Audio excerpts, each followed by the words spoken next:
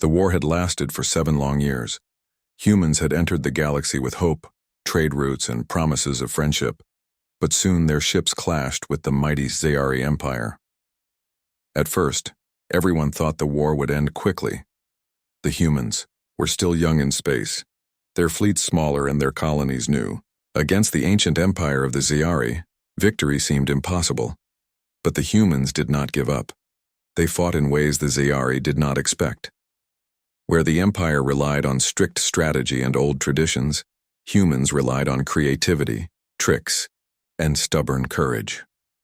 A single human frigate could sometimes hold off a whole squadron of Ziyari cruisers because the crew refused to surrender. The years dragged on, battle after battle.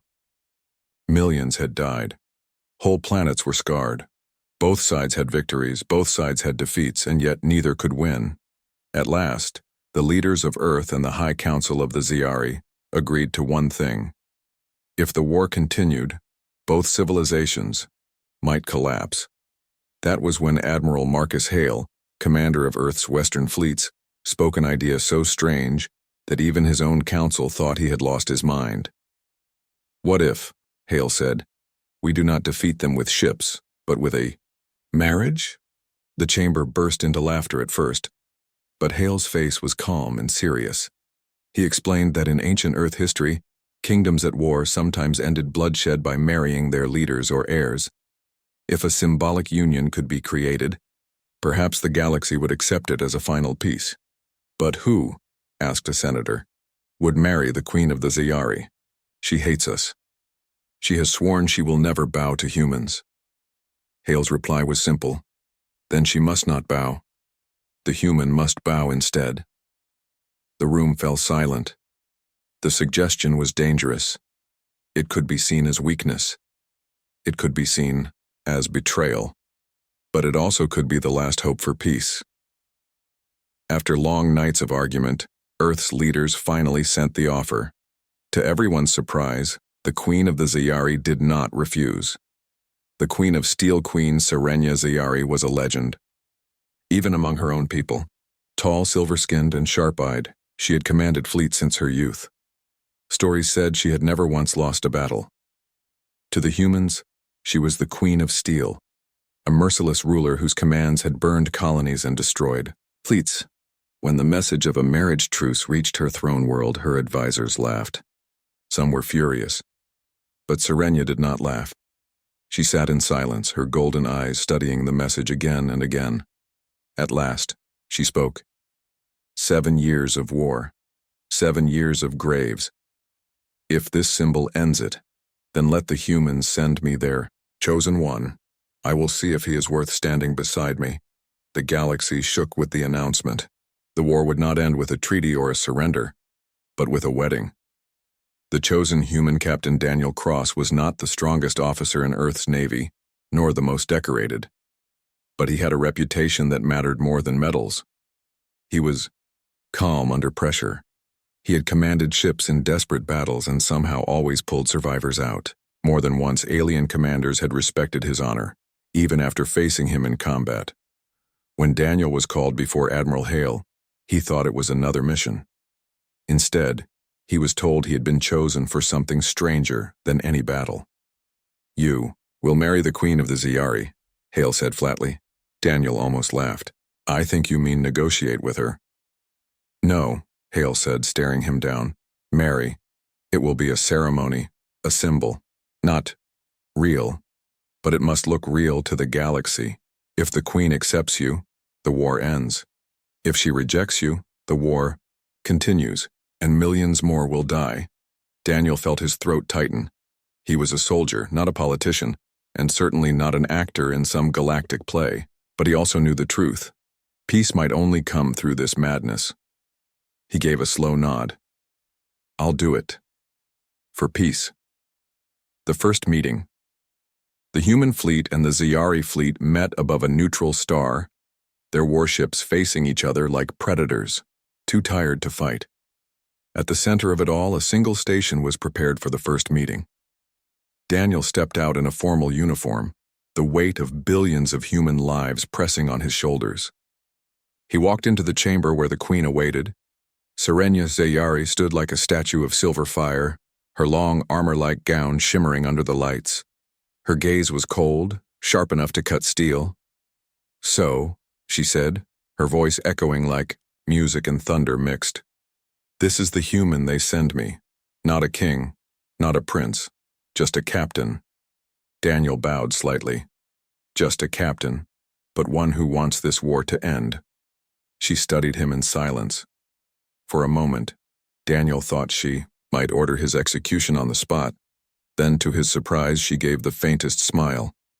"Bold, you may be useful after all." The ceremony of peace. The wedding was arranged with speed no one thought possible. Across the galaxy, news spread like wildfire. Soldiers on both sides paused their battles to watch the broadcasts. Some cursed, some cheered, some prayed. The ceremony took place on the neutral station. The hall was vast, filled with humans and Ziyari alike, all glaring at each other with suspicion. Daniel stood at the altar, feeling sweat trickle down his back. He had faced enemy fire, but this felt worse. Then Serenia entered, walking with the grace of a queen who had never known fear. The chamber fell silent. The vows were spoken in both languages. Daniel said the words with steady voice, though. His heart pounded. Serenia's voice was colder, but there was strength in it. When it ended, the galaxy had witnessed the unthinkable. The queen of the Ziyari and a human captain were bound in union. The war stopped that very day, after the ceremony, when the guests left. Daniel finally breathed, thinking the hardest part was over. He had done his duty. The war was ending. But as he turned to leave the chamber, Serenia's voice stopped him. "You think this is a game, Captain Cross? That you will play husband for a season and then walk away?" Daniel froze, turning back to her.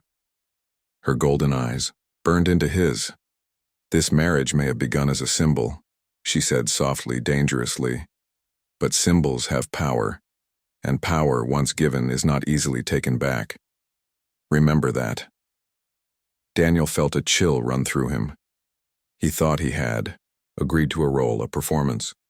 But standing before the Queen of Steel, he realized something else. This was no act. The galaxy celebrated.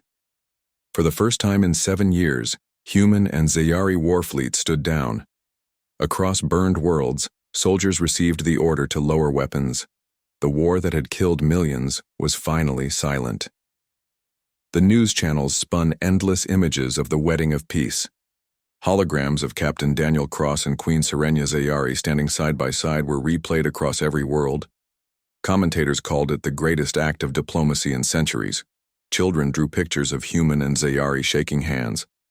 But behind the curtains of celebration, Daniel felt no relief. He had shaken the hand of an alien queen who could crush him with one command. He had spoken vows that were supposed to be fake, but Serenia had spoken them with a sharp, unblinking gaze, as if she was daring the galaxy to question her. And now, instead of returning to Earth, Daniel found himself on a silver royal cruiser, heading toward the throne world of the Ziyari Empire. Arrival at the throne world, the ship descended into the orbit of Velikar, the jewel of the Empire. It was unlike anything Daniel had ever seen. A planet covered in silver oceans and vast crystal cities that glowed in the sunlight. Towers rose like spears of light, and orbital rings shimmered above the atmosphere. Serenia stood beside him at the viewing deck. Her golden eyes did not leave the planet as she spoke. "This is the heart of my people. You will walk its halls now. Every eye will watch you. If you falter, Captain, peace will falter with you." Daniel gave a small, nervous smile. "No pressure, then." To his surprise, Serenia tilted her head slightly, almost as if she had heard a joke. But she said nothing more. When they landed, a parade awaited them. Thousands of Zayari stood in perfect lines, their armor gleaming, their banners high. Trumpets that sounded more like roaring horns shook the air. Daniel walked beside Serenia, trying to keep his shoulders square and his step steady. He was not just a man anymore. He was the living symbol of peace. The Queen's coldness inside. The palace, Daniel's chambers, were large enough to hold a human warship. But despite the luxury, he felt trapped. Guards watched his every move. Servants bowed but avoided his eyes. At dinner with the queen, he found her presence colder than the steel walls around them. "You must understand," Serenia said as she lifted her crystal goblet. "This marriage is not for love. It is for survival. Do not expect warmth from me, Captain Cross." Daniel met her gaze, steady. "I never asked for warmth, Your Majesty. I asked for peace." She studied him, as if searching for weakness. At last, she said quietly, "Good, then we understand each other." But even as she said it, Daniel thought he saw something flicker in her eyes, a shadow of loneliness. The forced partnership. The Council of the Zayari insisted on daily appearances. Daniel and Serenia were made to walk together in the gardens, attend ceremonies, and stand side by side at speeches. Every moment was recorded, broadcast to the Empire and beyond. Daniel played his role, smiling when required, bowing at the right moments. Serenia played hers, regal and untouchable. To the galaxy, they looked like a powerful union. But in private, words were sharp. "You walk too stiff," Serenia scolded one night. "A husband of a queen must walk with pride." Daniel sighed. "I'm not your real husband, remember? I'm just the man playing the part." Her eyes narrowed dangerously. "To the galaxy, you are my husband. To deny it would shame me. Do you wish the war to begin again?" Daniel bit back his frustration. "No. I'll play my part. But don't expect me to become something I'm not." For a long moment, neither spoke. Then Serenia turned away, her long silver hair catching the palace lights. "Perhaps you are more stubborn than I thought." Cracks in the armor weeks passed. The bond between them was supposed to be only for show, but life has a way of bending rules. One night, after a council session dragged into hours, Daniel found Serenia alone in the palace gardens. The moonlight shimmered on her silver skin. She looked less like a queen and more like a woman carrying the weight of stars. "You lead well," Daniel said softly, approaching. Serenia did not look at him. "Do I? My own people whisper that. I betrayed them. They say I have tied myself to a human because I was too weak to win the war." Her voice trembled, though she tried to hide it. "For 7 years I carried their faith. And now I wonder if they hate me." Daniel stepped closer, careful with his words. "They don't hate you. They're afraid. Peace feels strange after war. But fear fades. Respect doesn't. You've given them peace, and one day they'll thank you for it." For the first time, Serenia looked at him not as an enemy or a tool, but as something else. She gave a faint, tired smile. "You humans," she whispered. "You always find hope in ashes." Daniel chuckled lightly. "It's the only way we survive." That night, for the first time, they sat together without sharp words. The spectacle of the galaxy across the galaxy, commentators continued to obsess over the marriage. Some called it the bravest act in history. Others called it a farce. Rival empires sent spies trying to see if the union was real. Daniel and Serenia became unwilling celebrities. Every look between them, every gesture, every word was picked apart by millions. One day at a public event, Serenia leaned close and whispered, "Smile." Daniel raised an eyebrow. "Why?" "Because the galaxy is watching," she murmured, her lips barely moving. "If they believe this union is strong, then peace holds. If they think it weak, then warlords will rise again." Daniel forced a smile, even as his stomach twisted. It was not just a performance anymore. It was survival, a growing respect. The more time Daniel spent with Serenia, the more he saw beyond the armor. She was ruthless, yes, but she was also intelligent, cunning, and surprisingly fair. She listened to her people's needs. She punished corruption with a swift hand. She carried scars from battles, both on her skin and in her soul, and she in turn began to see Daniel differently. He was not a prince or a king. He had no throne, no noble blood. But he carried himself with quiet strength. When advisors insulted him, he did not rise to anger. When soldiers tested him, he stood firm. He was, she realized, not weak. One evening she told him as much. "You are not what I expected of a human," she admitted. Daniel smirked. "And you're not what I expected of a queen." Her golden eyes met his, sharp but softer than before. Perhaps that is why peace was possible. Doubts, yet despite the respect, Daniel never forgot the truth. To him, this was a role, a fake marriage, a duty for peace. At night, alone in his vast chamber, he would stare out the window at the endless stars. He thought of Earth, his family, his old crew. He thought of returning home when this was over. But then he thought of Serenya's lonely smile, her voice when she spoke of carrying her people's burden, and he wondered if walking away would be so simple. Seeds of something. More one evening, during a grand banquet, a human diplomat whispered to Daniel, "When this ends, you'll come back to Earth, of course. The Queen knows it's only political theater." Daniel forced a nod, but his chest tightened. He glanced at Serenya across the table. She was laughing, an uncharacteristic, rare laugh, as she listened to one of her generals. The sound was soft, genuine, nothing like her cold, commanding tone. Peace was fragile. The galaxy believed in the marriage, but not everyone wanted to. The war had ended too quickly, too strangely, and there were those on both sides who saw the union as a betrayal. In the council chambers of the Zayari Empire, Serenya faced her advisors.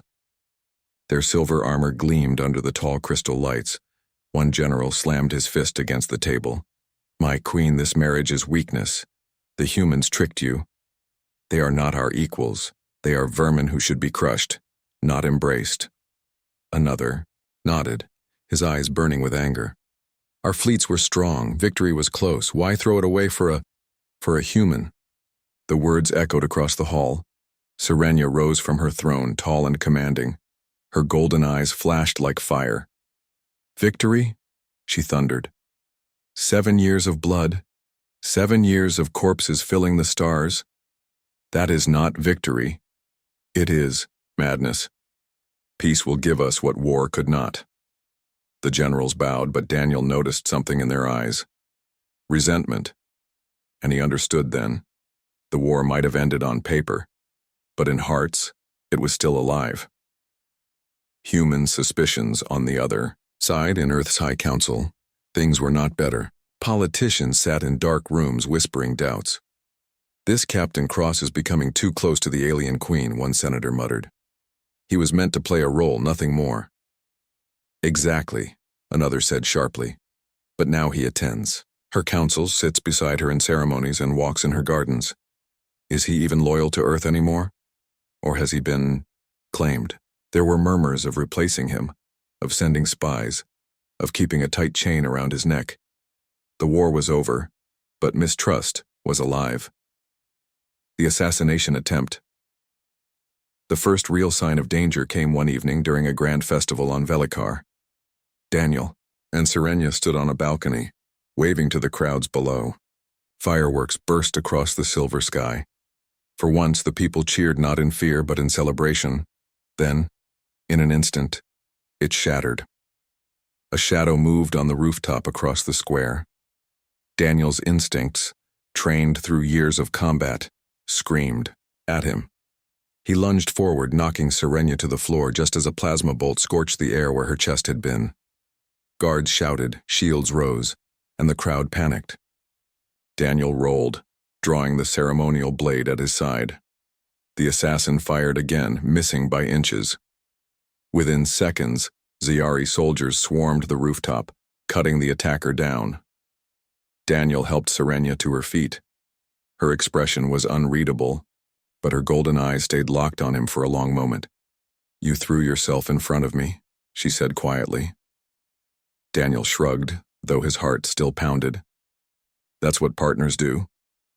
For the first time, her cold mask cracked. She looked at him not as a stranger, not as a tool, but as something closer. Private conversations. That night they spoke in her private chambers. The queen rarely allowed, anyone in there, but she waved the guards away and motioned Daniel inside. "Do you know what you have done?" she asked, her voice soft but sharp. "Saved your life?" he said. She shook her head. "You have embarrassed my enemies.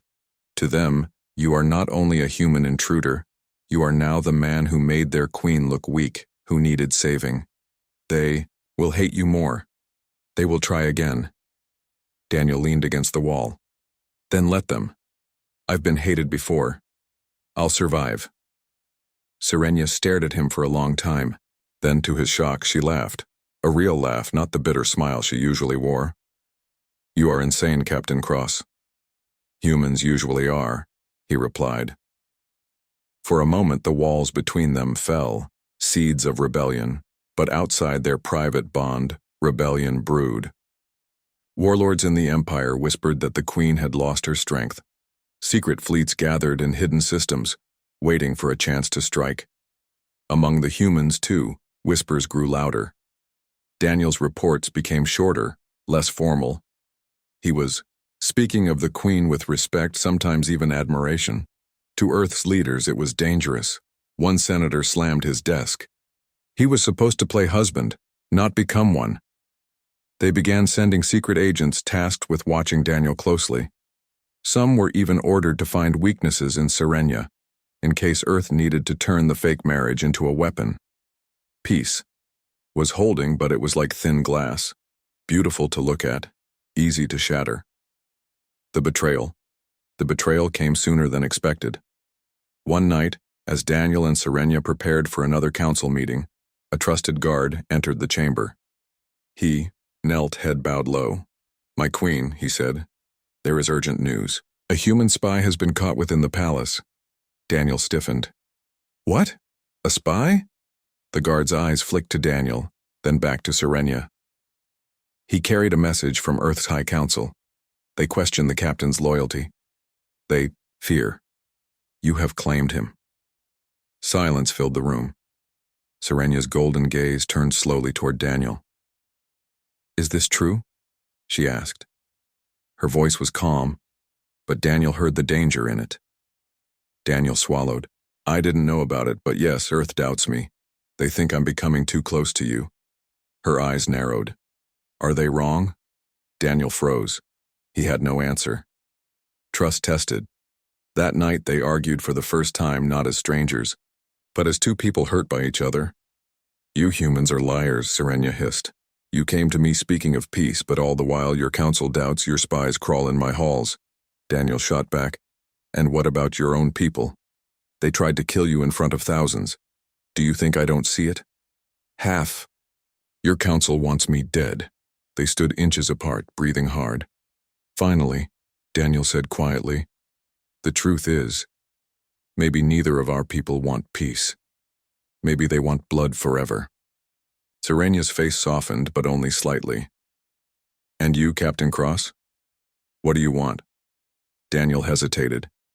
He thought of Earth, of duty, of everything he had been told. Then he thought of the way Serenia looked at him when he saved her life. "I want this to work," he said finally. For a long time, Serenia said nothing. Then she turned away, her voice almost a whisper. "So do I." The night of fire, but wanting was not enough. Within weeks, the rebellion struck.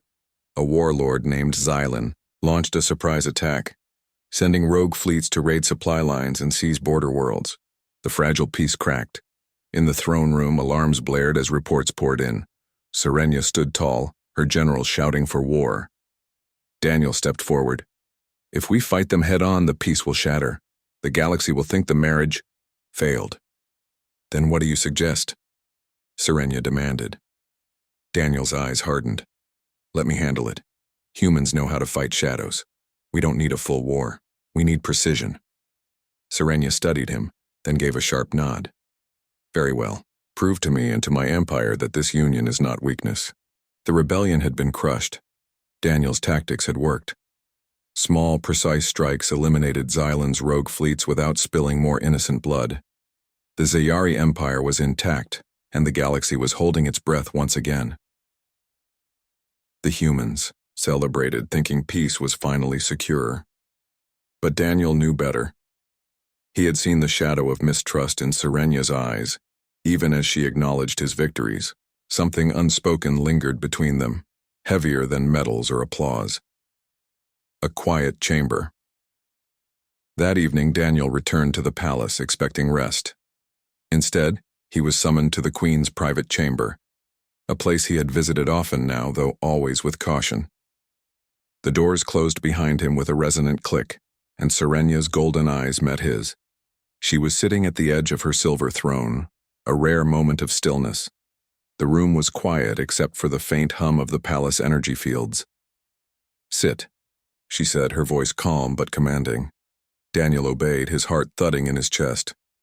Something about her tone told him this was not a casual conversation. "Captain Cross," she began slowly, "this marriage, it has served its purpose. The war is over, the Empire is stable, and yet," she let the word hang as if the weight of her thought could fill the entire galaxy. "And yet you have become more than a symbol," she said finally. Daniel froze. "More than a symbol?" "Yes," she replied. "You fight with me, advise me, even question me when it matters. You are reliable, courageous, loyal." He shifted uncomfortably. "Your Majesty, I did what was necessary, that's my duty." Serenya's eyes softened, a flicker of something almost human shining through. "Duty is not the only measure, Captain. You have become my partner, in more ways than the ceremony required." Daniel swallowed. He had expected gratitude, perhaps a reward, but he had not expected this. The shocked Serenya stood and approached him. Her presence was overwhelming, tall, elegant, and commanding. "Daniel Cross," she said firmly, "I am not asking, I am declaring. I intend to keep you as my consort. For life." Daniel blinked. He had known this marriage was political, temporary, a symbol for peace. A lifelong commitment had never entered his mind. He began. "I can't just stay. My duty is to Earth, my crew, my family, my people." Serenya's gaze did not waver. "And yet you stayed here through rebellion, assassination attempts, and council intrigue. You have chosen to be here at every turn. You have shown your loyalty to me and to this empire every day. But that doesn't mean—" Daniel stopped. How could he refuse the Queen now, after everything?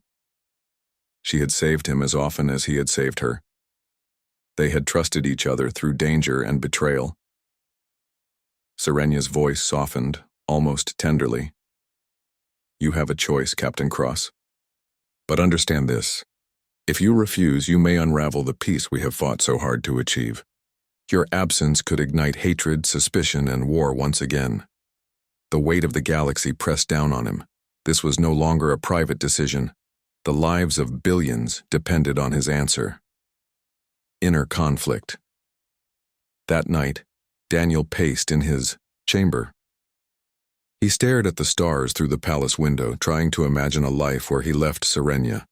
Earth seemed far away. His family, his friends, his crew, they all felt like shadows from another life. And yet he had promised himself he would return. But the Queen, she was not just a ruler. She was sharp, intelligent, and surprisingly human in ways no one expected. She had laughed, argued, and even confided in him. For the first time, Daniel realized he had come to depend on her presence, not just for the survival of the galaxy, but for his own strength. Could he turn his back now? Could he abandon someone who trusted him as he had trusted her? The answer was not simple. The decision. The next morning, Daniel found Serenya in the palace gardens. The crystal fountains reflected the pale light of the twin moons. He approached her, his steps careful yet certain. "Your Majesty," he began, "I have thought about your offer." She turned, golden eyes studying him. "And?" Daniel took a deep breath. "You are right. I have been here by choice, not by duty. I have seen your strength, your people, your world.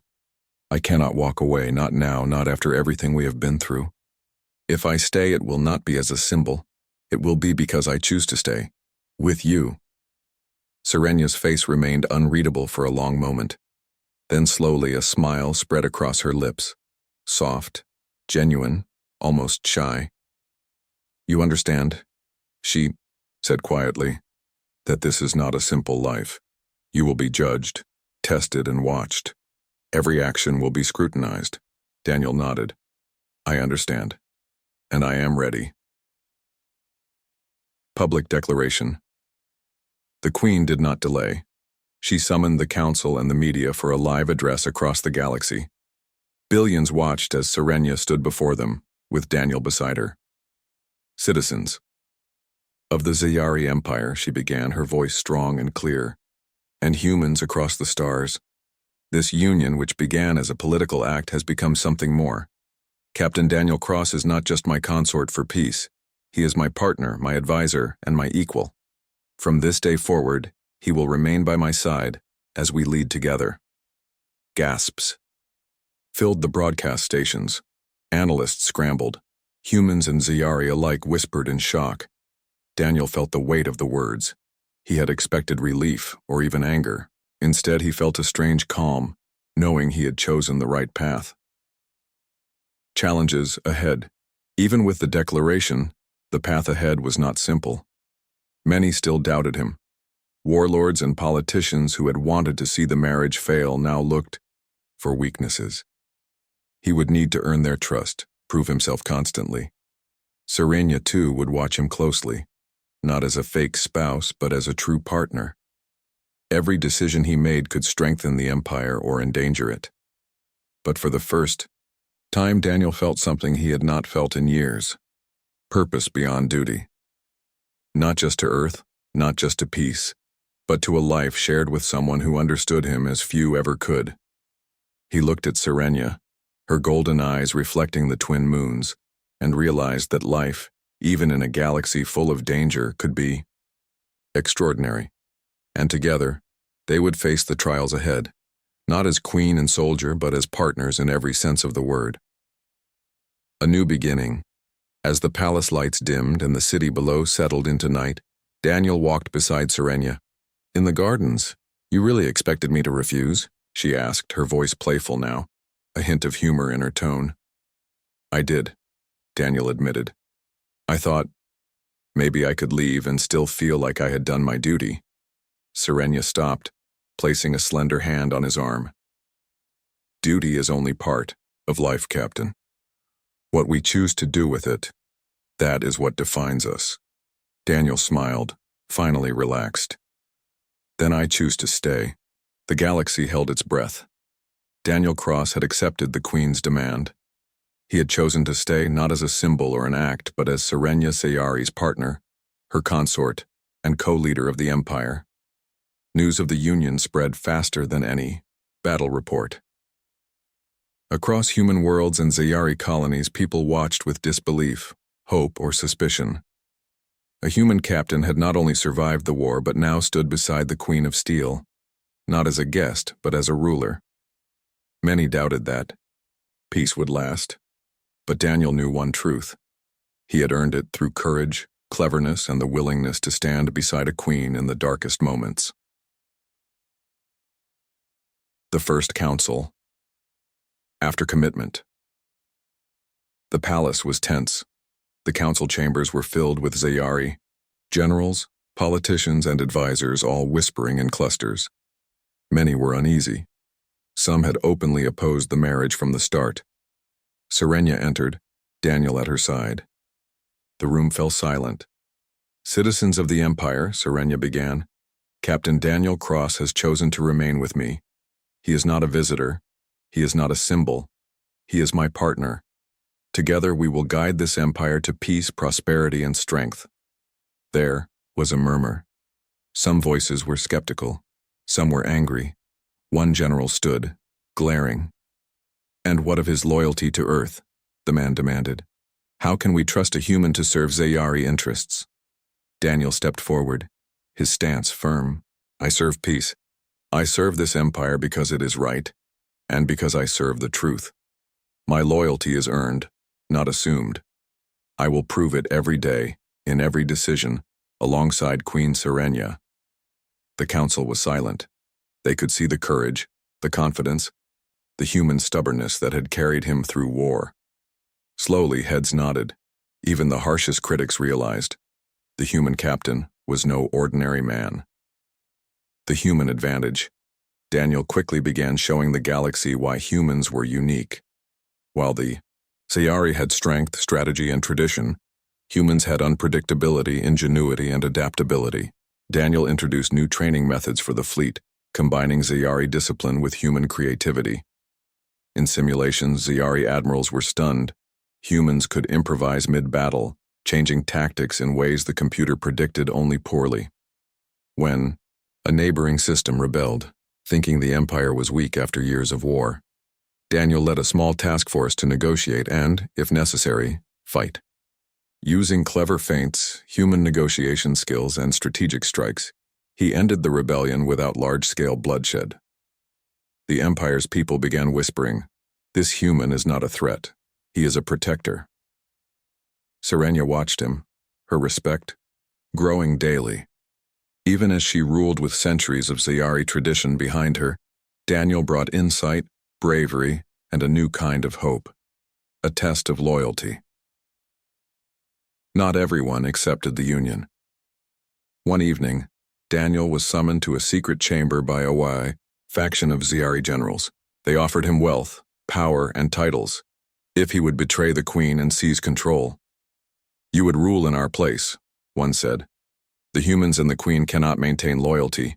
All it takes is one step to take what is rightfully ours." Daniel looked at them, calm but unyielding. "I fight for peace. I fight for trust. Betrayal is not strength. It is weakness. You are free to leave, but I will not join you." They left, stunned. They had expected hesitation, doubt, maybe even fear. Instead, Daniel's courage and steadfastness shone brighter than any weapon.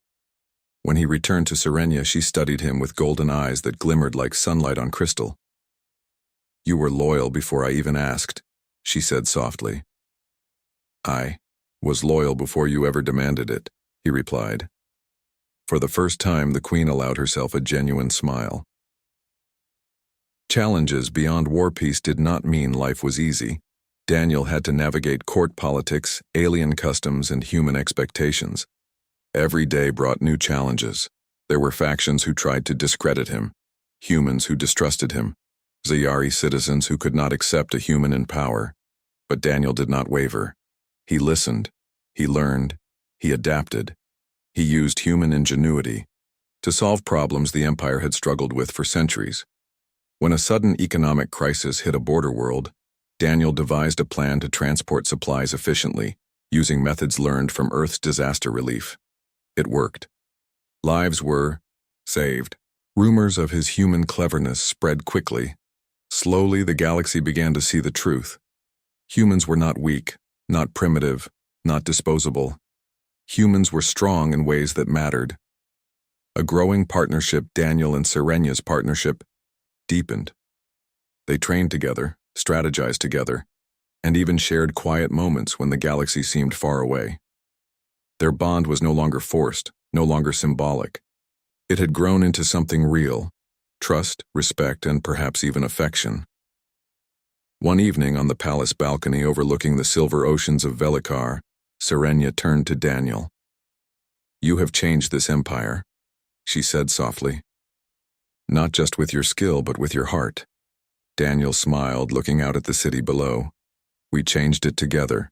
You taught me courage, I taught you persistence, maybe." She laughed softly. "Perhaps, but it is more than that. You have reminded my people and me that strength is not only power, it is character." Daniel nodded. "Humans always fight for what we believe is right. We never stop, even when it seems impossible."